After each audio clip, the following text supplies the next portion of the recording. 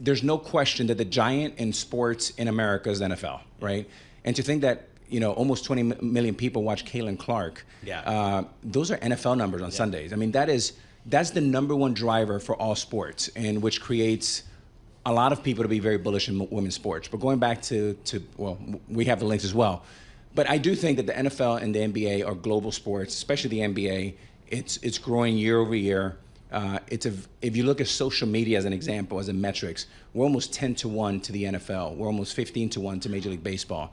So LeBron James, Michael Jordan, Steph Curry, these are global names. I think that is going to be a different landscape, but you'll have more contributors. Maybe you have NBC pop in, Amazon, Apple. There's a lot of suitors. It's not going to be the traditional. So ESPN may not write its biggest check, but is there? I'm not speaking for the NBA. I'm just giving you my opinion. That you may have a world where NBC may split the finals with ESPN and ABC. So I think you'll get to a similar result, just a different way. So you said those words, and I knew those people. So I feel like I'm not qualified to ask this question. But then for someone like me, who's a newbie who maybe wants to watch some stuff, like I don't know. I need like a spreadsheet to like find out like what's playing where, when, what time, like Amazon Prime, Netflix, something like that. And I wonder if that's going to be a hurdle. Jason, what do you think to like? I mean, it could be. I mean, and Paul knows this space better than anyone. There's been sort of a fracturing, but now sort of a reconsolidation, it feels like, of how we're going to consume sports. I mean, you've followed this for years. You know that live sports, Alex knows it from being on television and being broadcast himself, people love live sports, and that it's one of the only things that actually keeps people coming back to live content. I do think, though, we are in this weird world where sometimes you don't know where to find it, and yet when you do, it attracts the eyeballs. My New York Yankees off to a great start this year. Yes. What's your scouting You could report? say our New York Yankees I don't know. in this room. Yes. Off to a great start this year. And what's your scouting report of them? Well, I think the Yankees have done a bunch of good things this year. Excuse me. One of them is they've introduced baseball people back. If you think about the powerhouse of the Yankees, they've been built by great baseball people like Gene Michaels, Stick Michael, as they call him. Lou Piniella, Billy Martin. They've gone away from that the last 4 or 5 years, and they've suffered tremendously. The fact they brought baseball people back in, they brought a much more balanced lineup, meaning, Alex, there's more lefties than righties. Historically, Yankee Stadium is better for lefties. Really? Last year, they had like 9 righties in the lineup, which is way too much. They've gone back to a much balanced lineup, and now they have the best 1-2 punch in the sport with Aaron Judge and Juan Soto. The challenge is, do they have enough pitching, is one.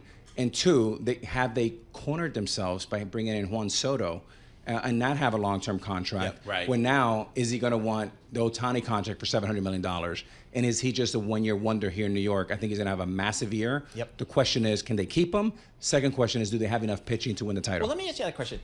We like to think, New York fans, that New York is a selling point. Everybody would love to be. If you can be a star here, you can be a star anywhere. And there's nothing better to be a star than New York City.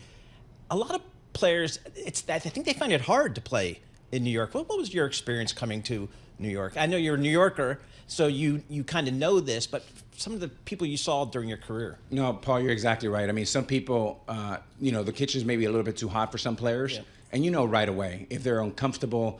It's a different place. It's the biggest media market in the world. As they say, the pinstripes are very, very heavy, and not everyone can carry them. Juan Soto is obviously one that is going to play and play really well. Aaron Judge, the Jeters of the world, they're icons for life because they won here in New York. But some, I mean, they melt into the sun. I mean, you've seen a couple over the last 4 or 5 years that were a shell of themselves, and you quickly have to pivot and get them out of here. One interesting thing on that note, first of all, we talked to Michael Strahan about that on a previous episode of The Deal.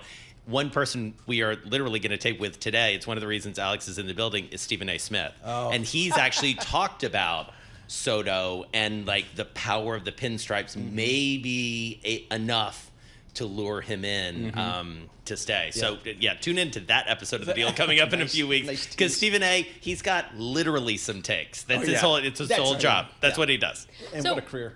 So this is really cool. Like, what you guys do is super fun. Jason comes in and he talks about it. You can tell he's like totally digging this. What's it like to work with Jason Kelly? How do you manage that guy? Like, what is the ego, that? the diva? Alex, we already made a deal this morning because we are, he's covered private equity. He's a great writer. So I say he writes, and I use the bat, so I hit, he writes, and we make a good team. But no, Alex, in all seriousness, is really the intersection of Jason's career, mostly here at Bloomberg, and my career, mostly with the Yankees. And the fact is, what we're talking about is exactly both. And we live in a world where it used to be sports and media and culture. Now all three have come together, and that's what we try to take away. And then also a lot of lessons learned in this world of Shark Tank, where young people want to be more entrepreneurs than athletes. Yeah. Right? And that's, I think we're serving up and teaching and hoping, inspiring through storytelling a lot of great And I like what you guys do, kind of bringing sports, entertainment, all that together. And we're seeing it actually now in college sports with the NIL, the transfer portals. A lot of these kids are able to monetize their value. Totally. But there's some downside to that, it seems like. If you talk to, Coach Jay Wright at Villanova, or maybe even Coach K, who I'm going to see today down at Duke, or some others, they're saying, boy, I'm not sure, maybe we've gone too far. What do you think, Alex, about what's happening in the college ranks about paying some of these athletes? It's a very dangerous road. It's a very dangerous and very slippery. And the reason why I love that players are getting, the finances and all of that, but maybe there's a structure where there's more parity. Maybe there's a structure where kids don't get the money when they're not ready for it, and they get in trouble by not knowing how to pay taxes. And is this more of a liability than an asset? I'm all for somebody getting market value, but is there a world that we can, hold until they're 30 or 35 until they get the majority of that, where that money's compounding for them? So gift and the curse. And the other part is that I'm concerned is we want to teach. Coach K is one of my great friends and one of the great personalities in all of sports. You want athletes to be around Coach K for 3 or 4 years, not just one. Great point. So, and same thing with Calipari and all of that. So we want to teach these kids that, the power of restriction and to be able to wait a little bit before they get, the marshmallow, as they say. Before we let you go, and this is a question we ask everybody, so hey, why not you? What are you going to buy now? What do you like? This is a question we asked the portfolio manager. So let's ask you. So what? You've got a lot of investments. Yeah. So what do you like? That is a great question. I mean, I'm so excited about the Minnesota Timberwolves and the Lynx. And we've done a lot of good work over the last 3 years. We've been in first place for most of the year, only 2 games remaining. So we're poised to make a good run, hopefully in the postseason. But look, I think you wake up every day, you're prepared, you're ready for opportunities. That's exactly how the opportunity of the Timberwolves came up and the Lynx. So the answer is, I don't know, but we're always looking.